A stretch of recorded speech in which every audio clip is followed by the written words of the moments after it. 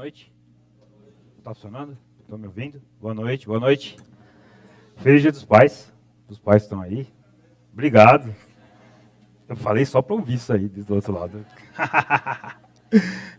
É bom estar aqui com vocês novamente. Hoje de manhã eu estava na Ibris, compartilhando a palavra com os nossos irmãos lá também. Foi um tempo abençoado. E vamos continuar estudando a nossa carta a Tito, né, esse desafio que é sermos igreja, que é organizarmos a igreja do nosso Pai, cuidarmos da casa do nosso Deus, como igreja, como família, como bons mordomos daquilo que Deus tem nos dado. E abre sua Bíblia então em Tito. Tito 1, a gente vai dar continuidade no estudo aí. A gente estudou já até o versículo 4. Hoje de manhã o pastor já nos expôs esse trecho que eu vou conversar com vocês também, vou apresentar. Antes disso, abaixe sua cabeça, vamos fechar os nossos olhos, vamos orar. Obrigado, Deus, obrigado por esse tempo aqui na sua casa. Obrigado porque o Senhor já tem falado conosco. Hoje é um dia especial para a tua igreja. Em todo o mundo tem tantas igrejas aí buscando o Senhor, querendo te conhecer. E é um privilégio fazer parte disso, Deus. É maravilhoso poder fazer parte da tua igreja no mundo e fazer parte dessa igreja aqui, local, no Campo Limpo, no Horto do IP. É uma bênção sem medida, Pai. Obrigado pelas maravilhas que o Senhor tem feito em nossas vidas. E a gente pede graça, Deus, pede misericórdia.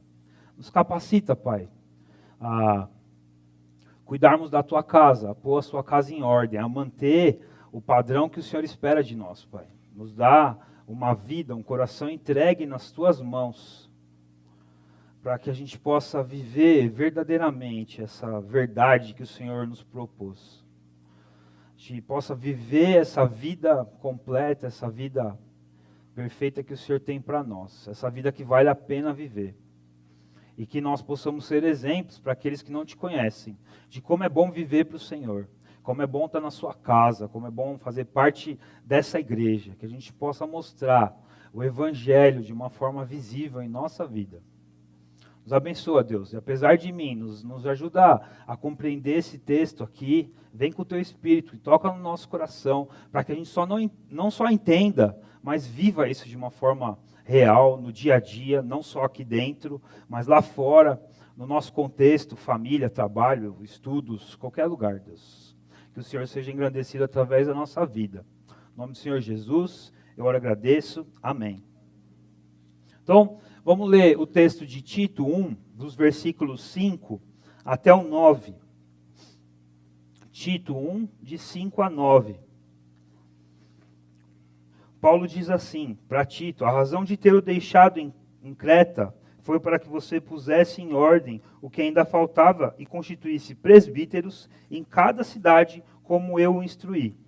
É preciso que o presbítero seja irrepreensível, marido de uma só mulher, e tenha filhos crentes, que não sejam acusados de libertinagem ou de insubmissão. Por ser encarregado da obra de Deus, é necessário que o bispo seja irrepreensível, não orgulhoso, não briguento, não apegado ao vinho, não violento, nem ávido por lucro desonesto. Ao contrário, é preciso que ele seja hospitaleiro, amigo do bem, sensato, justo, consagrado, tenha domínio próprio. E apegue-se firmemente à mensagem fiel da maneira como foi ensinada, para que seja capaz de encorajar outros pela sã doutrina e de refutar os que se opõem a ela. Então, continuando o texto que a gente, no contexto que a gente tem estudado, o propósito com essa carta é esse: guiar Tito no papel. Paulo envia essa carta para guiar Tito no papel, de levar a igreja cretense à maturidade por meio de desenvolvimento de liderança e promoção de um estilo de vida condizente com a doutrina cristã. Especificamente hoje, o texto que a gente vai ler, ele vai focar no desenvolvimento da liderança. Ali, já no começo da instrução de Paulo para Tito, ele já fala: Tito, para você estabelecer essa igreja, para essa igreja crescer, para a gente alcançar essa ilha e depois alcançar o mundo todo com o evangelho, a gente precisa começar tratando com os líderes. Eles vão ser a base, eles vão ser o fundamento daquele trabalho que a gente vai fazer aí. Então, Paulo deixa algumas características, coisas que a gente vai perceber no líder, que devem ser exemplo na vida dele, para que ele possa estar à frente no ministério, apoiando Tito no trabalho da igreja local lá. Como a gente já falou semana passada, o desafio desses líderes era um desafio grande. Eles tinham que lidar com heresias e divisões, tinha o judaísmo lá e outras heresias que estavam atrapalhando a igreja. Ele tinha que lidar com os desafios do contexto cultural. No versículo 12 diz que os cretenses eram mentirosos, glutões, violentos. Então era um contexto cultural que até os outros povos criticavam, né? Falavam, esse pessoal da ilha de Creta aí não presta muito, né? Só que a gente percebe, tanto na questão do desafio das heresias, quanto do contexto cultural, uma coisa que também acontece com a gente. No nosso mundo hoje, na nossa vida, a gente percebe igrejas, ou quem se diz igreja, tentando trazer heresias e coisas que não tem nada a ver com o evangelho. E também vemos o desafio cultural muito interessante. Eu estava conversando com o pessoal na Ibis hoje de manhã sobre isso, e a gente estava falando. A gente também está aqui diz que os cretenses eram mentirosos, né? O jeitinho brasileiro está bem ali, né? Está tudo ali. Essa questão, toda essa desordem, a nossa cultura tão voltada para a idolatria, tão voltada para a sexualidade descontrolada, né? Para a lascívia. A gente está num contexto cultural que também tem os desafios que eles têm. E o outro desafio que eles tinham lá era a promoção do evangelho. Gente, só estou fazendo uma revisão só para a gente entender um pouquinho o contexto. Então, eles tinham essa questão lá. Só que Paulo queria desenvolver a igreja de Deus naquela ilha. A igreja de Deus tem algumas características importantes, né? A igreja é a casa de Deus. A gente vê isso em 1 Timóteo 3,15. É ali que Deus se manifesta. A igreja é propriedade do Deus vivo. A igreja é propriedade de Deus. E por isso Deus estabelece um padrão para a igreja se desenvolver, para a igreja acontecer e ser ser manifestação dele onde ela está. E a igreja é coluna e fundamento da verdade. Ela é ferramenta de Deus para propagar o evangelho. E é isso, então, que Tito tem que trabalhar. No versículo 5, Paulo fala assim, a razão de tê-lo deixado em Creta foi para que você pusesse em ordem o que ainda faltava e constituísse presbíteros. Tito tinha que organizar a casa de Deus da forma como Deus queria, para que ela pudesse manifestar a presença de Deus lá, para que ela se mostrasse como propriedade de Deus e assim seguisse o padrão que o dono da casa tem, e para que ela fosse ferramenta nas mãos de Deus para levar a verdade onde ela estivesse. Esse era o objetivo ali do trabalho de Tito. E aí, a gente foca então no primeiro versículo, no alvo principal aí, que é a piedade. Paulo diz... Paulo, servo de Deus, apóstolo de Jesus Cristo, para levar os eleitos de Deus à fé e ao conhecimento da verdade, que conduz à piedade. E a piedade é a palavra-chave aí, porque a piedade é a manifestação do evangelho na nossa vida. É assim que Paulo desejava, que Deus, na verdade, deseja, e aí ele inspirou Paulo para desafiar a igreja da ilha de Creta, desafiar Tito, e nos desafiar hoje a vivermos uma vida de piedade, uma vida que encarna o evangelho, que faz o evangelho ser visível, ser palpável. E esse é o nosso desafio, levar a verdade onde a gente estiver. Não só com a boca falando, mas com um estilo de vida que seja coerente com isso. Não adianta eu falar que eu sou crente se minhas atitudes são diferentes disso. Se eu falo que eu creio em Jesus, eu tenho que viver como Jesus viveu. Se eu sou discípulo de Jesus, eu tenho que ser um discípulo de Jesus. Não só no que eu falo, mas no que eu faço, no que eu vivo.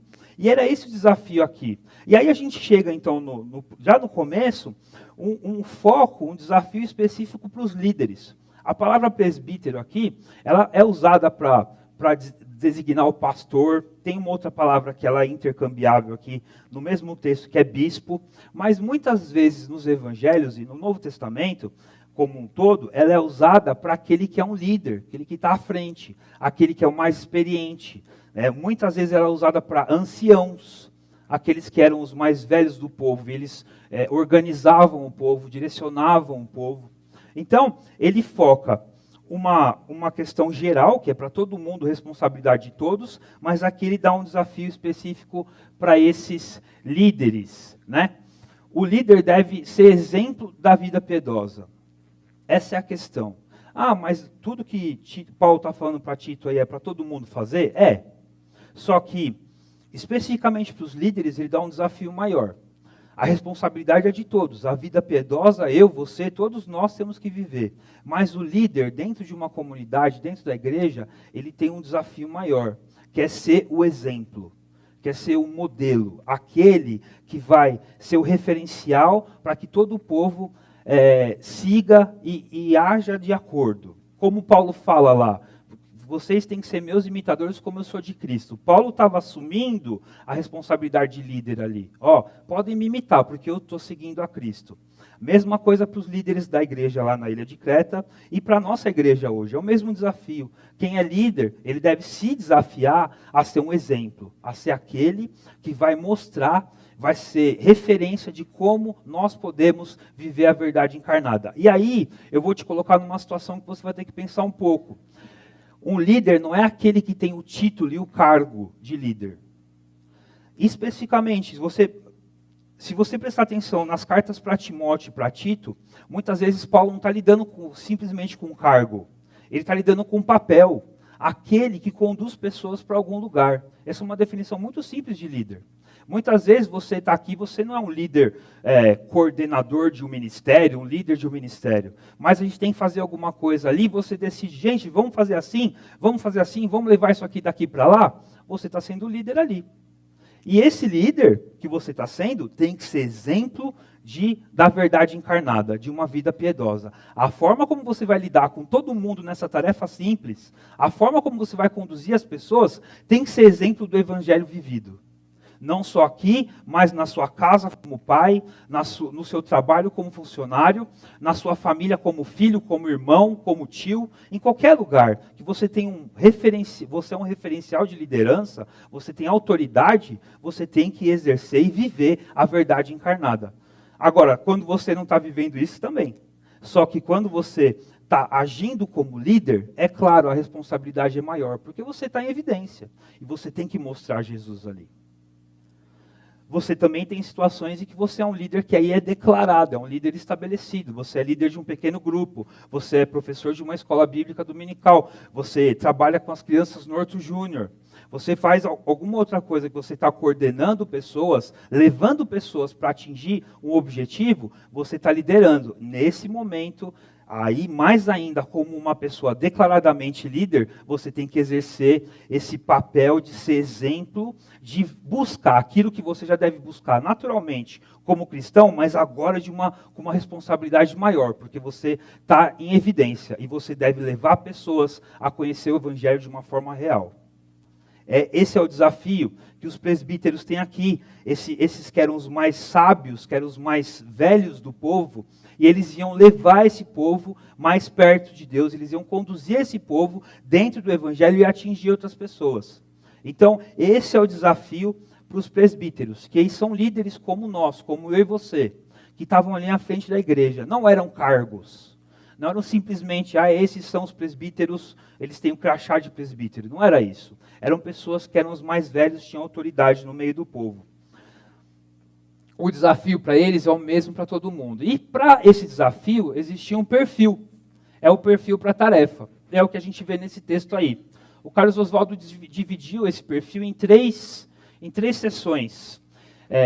O líder, ele deve ser espiritualmente maduro, socialmente equilibrado e doutrinariamente são. Esse é o desafio que o líder precisa. Mais uma vez eu estou falando, isso serve para todo mundo, só que é uma responsabilidade do líder. Ele deve buscar isso aí com toda a intenção, com toda a vontade para agradar e ser referencial. Vamos ver então quais são esses pontos que a gente entende e percebe aqui que o líder deve ter, essas características. Nos versículos 6 e 7, a gente vai focar nos pontos falando sobre o líder ser espiritualmente maduro. E aí são características do caráter do líder, que vão fazer diferença nesse contexto, nessa responsabilidade dele. Lembra que na semana passada eu falei que o alvo aqui já é para todos, não estou especificando para o líder, é a gente encarnar a verdade, sermos a verdade encarnada, o evangelho vivo. E dentro desse aspecto eu coloquei 2 pontos. Um deles é ter um compromisso com um caráter que agrada a Deus. Então a gente pode pegar esse e o próximo ponto dentro disso, desse compromisso de um caráter que agrada a Deus. E olha o que ele fala aqui então. Primeiro ponto no versículo 6 é, o líder ele tem que ter uma reputação irrepreensível. Agora, deixa eu explicar uma coisa aqui. Deus não está procurando pessoas perfeitas. Ele está procurando pessoas que buscam a perfeição. O líder, ele não quer dizer que ele nunca vai errar. E é uma mentira a gente dizer isso. Muitos dos grandes líderes que a gente tem na palavra de Deus erraram em várias vezes. Né? Se você olhar para Davi, que até hoje é um dos maiores líderes para o povo judeu, ele tem erros diversos ali, todos declarados, escritos e documentados. Só que ele tinha um coração que se arrependia, ele não persistia no erro dele, e ele buscava mudar e fazer melhor da próxima vez. Ele tinha essa responsabilidade com a vida dele, com o caráter e com o exemplo dele. Errou várias vezes? Errou. O líder é aquele que tem que ser irrepreensível, aquele em que a gente não encontra acusação. Ele pode ter errado, mas ele não deixou rastros. Ele tratou, ele perdoou, ele pediu perdão, ele soube lidar com a situação e ele está em paz com todos. Ele é irrepreensível. Se ele peca, ele busca mudar. Se ele se encontra no pecado, ele busca, através da palavra de Deus, através do trabalho do Espírito Santo na vida dele, ser transformado. Esse é o tipo de pessoa irrepreensível. A gente não pode repreender porque ele está buscando fazer o certo o tempo todo. Ele não é rebelde, ele não se prende naquilo. Esse talvez seja o aspecto do caráter dele, que é um guarda-chuva para todos os outros, que a gente vai ver agora. Outro ponto aqui no versículo 6, ainda, é que ele deve ser marido de uma só mulher. Essa expressão, aqui no texto, a gente não pode ampliar para outros aspectos do casamento, e eu nem vou fazer isso. A questão aqui, o foco de Paulo para Tito aqui, é que ele seja exemplo de fidelidade conjugal. Que ele seja um exemplo na comunidade de um homem que ama a sua esposa, que cuida da sua esposa, que tem uma vida dedicada para sua esposa. E ele, como Cristo amou a igreja, ama a sua esposa e se entrega por ela. Outros aspectos da vida matrimonial, aqui divórcio, tudo esse texto nem desenvolve. A gente nem pode tentar imputar essa informação aqui, porque ela não está aqui. Mas o texto diz que ele é fiel à sua mulher. Ele tem uma vida conjugal que é exemplo na comunidade. E isso é muito importante. Principalmente pensando no contexto cultural deles, que era um contexto com a sexualidade muito... as religiões pagãs, elas envolviam sexo na adoração deles. Então, era um contexto muito pesado. O líder, numa comunidade, ele não podia se envolver com isso de forma nenhuma. Não podia ser citado na vida dele que ele tinha esse tipo de vida, esse estilo de vida. Pensando no nosso contexto cultural, eu trabalho numa área tecnológica, numa área mais técnica, que tem muito homem. Então, se você trabalha nessa área, você vai se identificar com isso. Gente, a nossa sociedade, a gente, infelizmente, tem que aceitar o adultério, a questão de cobiçar outra mulher, de realmente ir ao fato de adulterar, é uma coisa comum às vezes. E é uma coisa que assusta. Homens falando isso numa roda de almoço, ali numa conversa, como se isso fosse a coisa mais natural do mundo. Essa semana encontrei uma lá, depois do expediente. Desse jeito, falando dessa forma. É uma batalha constante. Então, para um líder cristão, isso é uma coisa que não pode ser ele não pode nem ser... entrar nesse tipo de assunto, ele tem que ser irrepreensível nessa área. Isso não é uma coisa que ele não pode parecer que é interessante, ou que ele gosta, ou que ele acha engraçado, alguma coisa. Então, no seu trabalho, é uma coisa que eu tenho me policiado. No seu trabalho, se alguém deu risada, ou está contando uma piada, ou uma história dessa, que eles contam de uma forma para parecer, nossa, que legal que eu fiz, não dá nem risada da história. Não entra nessa, não participa disso. Para um líder cristão, isso não pode ser nem considerado. Ele tem que ser exemplo de fidelidade, de amor pela sua esposa. Filhos obedientes. Aqui no versículo 6 ainda, tenha filhos crentes que não sejam acusados de libertinagem ou insubmissão. E é interessante que ele diz aqui, num texto paralelo, que é 1 Timóteo 3, ele fala assim, ele tem que ter filhos crentes, tem que governar bem a sua casa, porque como é que ele vai fazer para governar ou para cuidar da casa de Deus se ele não consegue cuidar nem da própria casa? Um pai que guia seus filhos e orienta seus filhos na palavra. Que a palavra de Deus, que o evangelho é presente na sua casa. E seus filhos seguem isso. Seus filhos, eles veem no seu pai o evangelho vivido. No seu pai e na sua mãe, veem na sua família o evangelho acontecendo. Filhos crentes que conhecem o evangelho. E não é só porque ele veio aqui na igreja, na escolinha bíblica, e aprendeu e decorou o João 3,16. Não é isso. Ele vê o evangelho acontecendo na sua casa. Filhos crentes que são conhecidos porque são obedientes, não são insubordinados, não são descontrolados. Então esse é um aspecto, né, que mostra que um líder é espiritualmente maduro. Outro no versículo 7, por ser encarregado da obra de Deus, é necessário que o bispo seja irrepreensível. Talvez na sua Bíblia, na sua versão, está dizendo que ele deve ser um bom despenseiro da casa de Deus. Despenseiro era o rapaz que cuidava da despensa. Ele não era dono da casa, mas ele administrava tudo. Se você lembrar a história de José, José era um despenseiro na casa de Potifar. Ele cuidava de tudo. Tudo que entrava, tudo que saía estava na mão dele. Ele administrava, ele cuidava abaixo de Potifar. A voz que mandava na casa dele era de José. Quando José se tornou governador do Egito, ele tinha o mesmo papel, mas agora com uma nação toda. Tudo que acontecia, tudo que entrava e saía passava na mão dele. Ele administrava como se fosse dele, mas nunca foi dele. Em nenhuma das duas situações. Nunca foi propriedade dele, mas ele era um bom despenseiro. Aqui é a mesma coisa. Está pedindo que aquele líder ele cuide da casa de Deus como um bom administrador.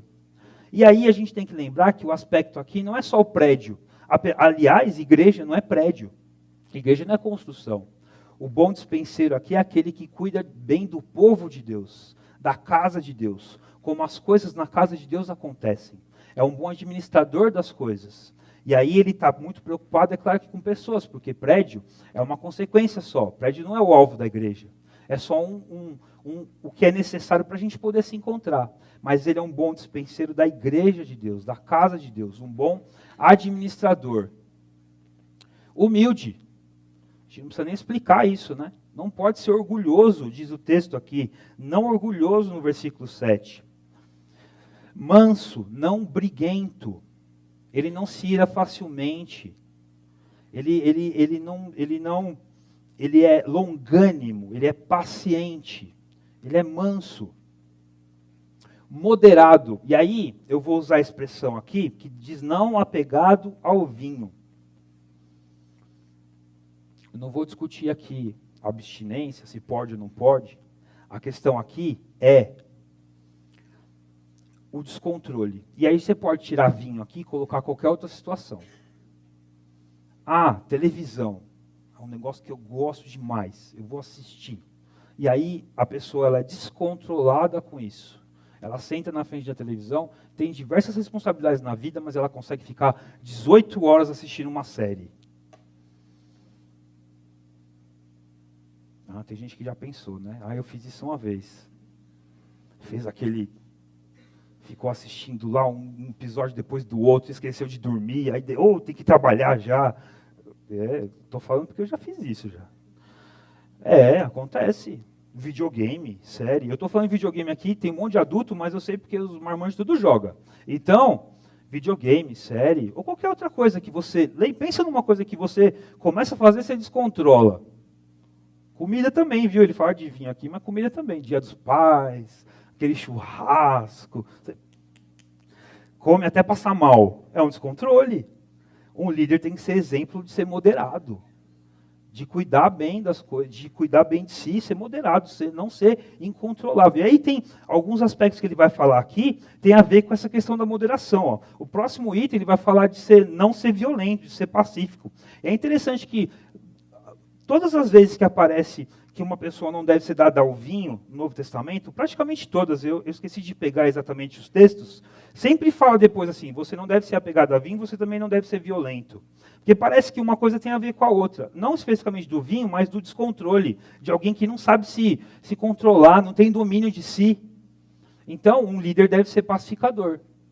E ele deve ser honesto, aqui no versículo 7 ainda, nem ávido por lucro, desonesto. Isso deve ser uma característica do líder dentro do povo de Deus, da casa de Deus. Então, esses são aspectos de alguém que é espiritualmente maduro.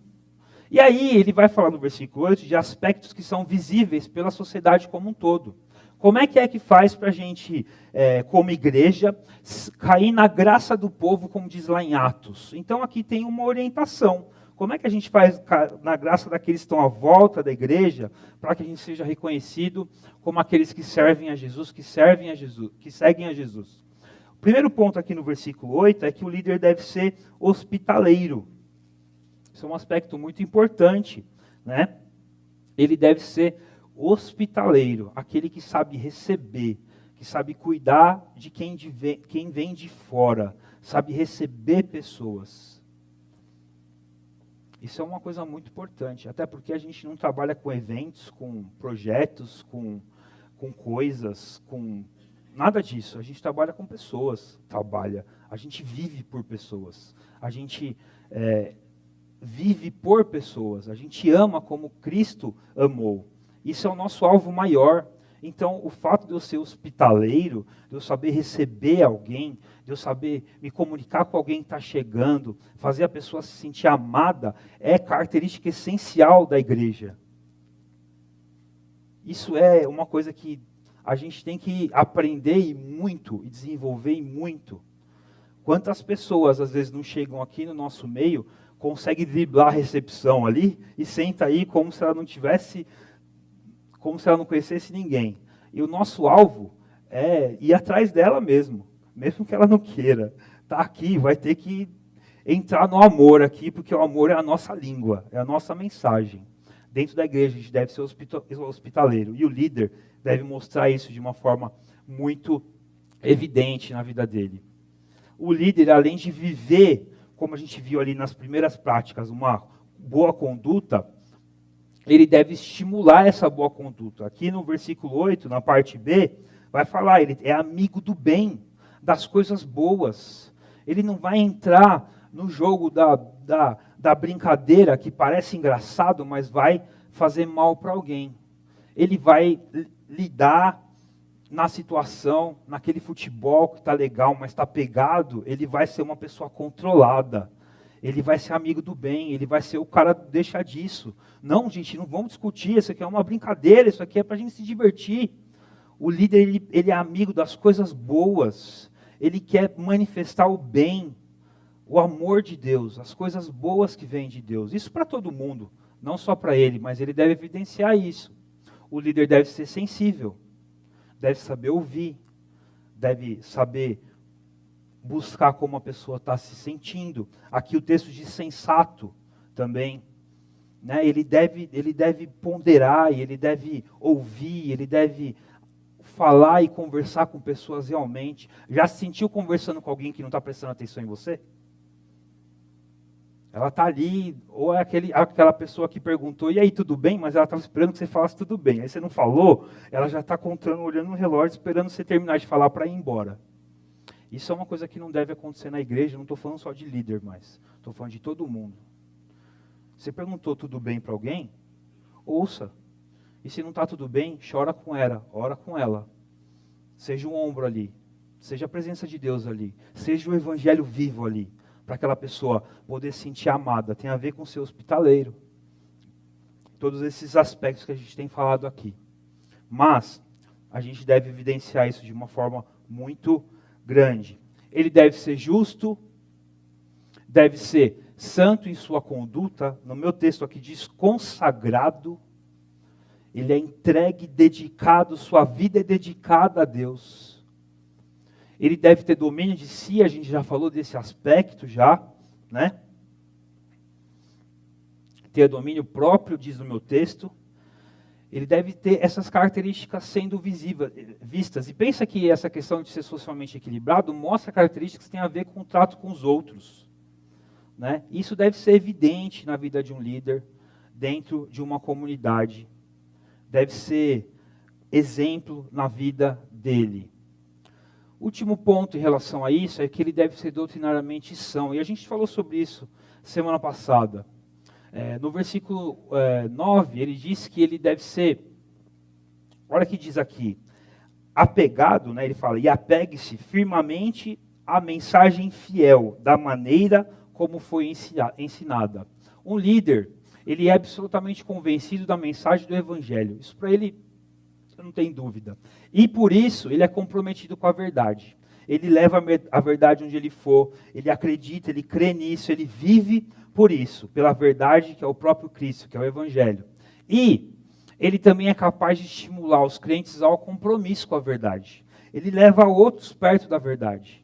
É uma característica tem que ser latente nele. Eu conheço a verdade e toda vez, toda conversa, todo papo, tudo que acontece entre nós, eu vou tentar te levar ou te mostrar que a verdade é a coisa mais importante. A verdade é a palavra de Deus, é o próprio Deus, e eu vou te conduzir para isso. O líder tem isso na cabeça dele. O tempo todo ele está pensando, eu preciso mostrar como é que as pessoas podem viver a verdade, como é que se vive o Evangelho, como isso pode ser presente na nossa vida. Então todo papo, mais simples que seja, vai acabar chegando no Evangelho, e isso aqui é o mais importante. Esse é um compromisso do líder. Então, o desafio que eu quero deixar para vocês. Líderes, estou falando com vocês agora, estou me colocando no mesmo lugar. Recebemos a bênção de sermos chamados a cuidar da casa de Deus. Isso é uma bênção. Isso é uma bênção. Poder ser chamado, ou poder receber a responsabilidade de cuidar de um povo, de cuidar da casa de Deus, aquilo que é propriedade exclusiva de Deus, que é o bem mais precioso dele, isso é um privilégio imensurável. É um fardo grande, é pesado, mas é um privilégio maravilhoso. A bênção de tudo isso é que Deus não está esperando de você métodos, teorias e estratégias. Eu não estou falando que isso é ruim, tá? Só estou falando que Ele não está esperando isso de você. A forma como Deus vai atingir esse bairro, a forma como Ele vai atingir essa cidade, esse país, é totalmente responsabilidade dEle. E graças a Deus por isso, porque se fosse nossa, a gente estava perdido. Deus quer e espera de você que você tenha uma vida transformada pelo Espírito, onde a obra é toda dele. Ele quer o seu coração primeiro. Não adianta a gente trazer metodologia, estratégia, um monte de coisa, se a gente tem um grupo de líderes, de pessoas que estão totalmente desligadas de Deus. Isso não funciona. Vira uma empresa, vira um negócio, vira qualquer outra coisa que não é igreja. A igreja de Deus começa com pessoas de Deus, com corações focados nele, com corações que são transformados por Ele constantemente, estão buscando ser transformados. Então, líder, você que é líder de pequeno grupo, trabalha na IBD, lidera algum ministério, seja ele qual for, do mais simples que você imagina, Deus não está te esperando a melhor estratégia, Ele está esperando o seu coração. Sua vida entregue nas mãos dEle, para Ele usar, porque a estratégia é dEle. Ele só às vezes é misericordioso e nos informa como Ele quer fazer alguma coisa. Mas a estratégia é dEle. Ele tem o controle de tudo. Ele quer só a sua vida. Ele quer o seu coração. Aí Ele vai nos dar sabedoria e vai nos mostrar como fazer o quê. Se Ele quer que nós trabalhemos através de pequenos grupos, como Ele tem mostrado para a nossa igreja hoje, Ele vai usar o seu coração para isso. E aí, e o resultado? Como é que faz? Como é que a gente mede o resultado? Não se preocupa. O resultado é o seu coração na mão dEle, porque as pessoas é Ele que vai trazer. As vidas é Ele que vai alcançar. Os corações é Ele que vai transformar. Tudo está nas mãos dEle. Então nunca fique preocupado com isso. Viva o Evangelho. Viva o Evangelho. Seja a verdade encarnada. dentro de um pequeno grupo, qualquer lugar que você está, vive o Evangelho. O resultado de tudo isso é de Deus e Ele vai fazer isso na sua vida e através da sua vida. Tenha certeza disso. Tira um pouquinho a imagem ali. Então, deixemos-nos ser transformados para sermos ferramentas nas mãos do Pai em sua casa. É esse o perfil de Deus que Ele quer para um líder dentro da casa dele. O perfil para a tarefa é corações, mentes que se deixam ser transformadas para ser usadas como ferramentas nas mãos dele. Igreja, para todo mundo aqui, os líderes devem ser exemplo que deve ser observado e copiado. Lembra disso?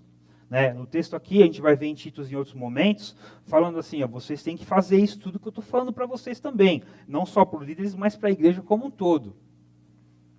Mas a vida piedosa, que a gente está destacando aqui hoje, especificamente para o líder, ela é alvo e responsabilidade de todos nós. Se você ler aqui, capítulo 2, versículos de 11 a 14, olha o que ele fala aqui. Porque a graça de Deus se manifestou salvador a todos os homens. Ela nos ensina a renunciar à impiedade e às paixões mundanas, e a viver de maneira sensata, justa e piedosa nessa era presente, enquanto aguardamos a bendita esperança, a gloriosa manifestação do nosso grande Deus e Salvador, Jesus Cristo. Ele se entregou por nós, a fim de nos redimir de toda a maldade e purificar para si mesmo um povo particularmente seu, dedicado à prática de boas obras. Essa vida piedosa é para todos. O líder tem uma responsabilidade maior, tem um fardo de ser referência, mas todo mundo deve buscar isso. Então, se você estava aqui ouvindo, hoje vamos falar com os líderes. Não, hoje é com você também. É a palavra de Deus. Esse alvo, todas as características que eu falei ali, ser espiritualmente maduro, ser socialmente equilibrado e ser doutrinariamente são, comprometido com a palavra, isso é para todo mundo. Todos nós devemos buscar isso. Então, ele diz ali no versículo 8 do capítulo 3, né? Fiel esta é a palavra, e quero que você afirme categoricamente essas coisas para que os que creem em Deus se empenhem na prática das boas obras. Tais coisas são excelentes e úteis aos homens. Esse é o desafio que Deus deixou nesse texto para a gente. Os líderes como evidência, como referência, mas todos buscando a palavra de Deus, buscando o Deus da palavra, sendo a verdade encarnada onde eles estão. E aí, depois pega essa lista, são alguns versículos, lê e vê, Deus, como é que eu faço para desenvolver isso na minha vida? Como é que eu faço para buscar essas características na minha vida? Onde eu tenho falhado, Deus? Onde eu tenho errado? O que eu tenho feito que tem desagradado o Senhor e eu não tenho mostrado o Evangelho na minha vida? Não saia daqui hoje só ouvindo o que eu falei, o que o pastor falou de manhã, como se isso fosse mais informação só. A verdade, ela deve chegar ao seu coração através do ouvido, mas ela deve produzir uma transformação, a prática. E Deus está com o Espírito Santo aí querendo trabalhar no seu coração, querendo transformar a sua vida. Se disponha a isso. Deixe o Espírito agir no seu coração. Queira viver o Evangelho de uma forma completa, porque essa vida é a vida que vale a pena viver. Se alguém algum dia te disse que vida de evangélico, de vida de crente é meia boca, está totalmente enganado, porque não experimentou viver sobre a graça de Deus, viver Deus transformando a sua vida. Não acredita nessa mentira. Viva o Evangelho de uma forma completa. Feche seus olhos, abaixe sua cabeça.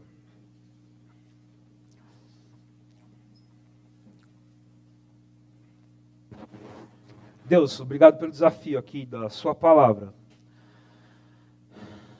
de viver essa vida que o Senhor propôs para nós. Obrigado, Pai, por esse trecho que nos orientou, que deixou muito claro como deve ser a nossa vida, como deve ser a vida de um líder dentro da sua casa, mas também como deve ser a vida de todos. O líder nada mais é do que aquele que está à frente, que é uma referência, mas essa responsabilidade é comum a todos. Todos nós precisamos buscar esse modelo de vida, esse padrão de vida, que é o modelo que o dono da casa estabeleceu para a gente viver aqui. Deus, nos capacita, Pai, nos ajuda. que a gente não deixe esses aspectos de lado e deixe essas características de uma boa vida, de uma vida que te agrada de lado. Pai, que a gente medite nesse texto aqui, pegue essa lista e busque viver de acordo com o que o Senhor deixou para nós. O Senhor não está preocupado com cargo, com metodologia, com estratégia, não está preocupado com isso. Isso é do Senhor e o Senhor resolve. O Senhor quer corações transformados e dispostos a serem usados para o Senhor fazer a sua obra. E Deus, nós nos colocamos à disposição, Deus. Trabalha nos nossos corações, Deus, para que a gente seja ferramentas úteis nas suas mãos. Trabalha, Deus, nos nossos corações, para que a gente esteja em condições de ser usado para mostrar a verdade onde a gente esteja, Deus. Seja aqui no nosso bairro, seja no nosso trabalho, onde nós estudamos, com a nossa família. Deus, trabalha na nossa vida para que a gente viva o Evangelho de uma forma encarnada, Deus. A verdade encarnada ali, sendo vista, sendo percebida pelas pessoas, Deus. E eu peço especialmente pelos líderes da nossa igreja. Deus, é uma responsabilidade grande estar à frente, levar, conduzir pessoas para algum lugar. Nossos pastores, diáconos, líderes de pequeno grupo, professores da escola bíblica, aqueles professores das crianças, do Horto Júnior. Deus, é um desafio tão grande, é uma responsabilidade tão grande. Deus, vem com tua graça, vem com teu Espírito e capacita cada um deles, Deus. Os ajuda a ter uma vida que busca o Senhor, que quer mostrar o Senhor a todo tempo. Os ajuda a lidar com o fardo da responsabilidade, Deus. Vem com o teu Espírito e conforta os corações deles nas horas de aflição, nas horas de dúvida, nas horas de não saber o que fazer e como fazer. Deus, vem com o teu Espírito e capacita.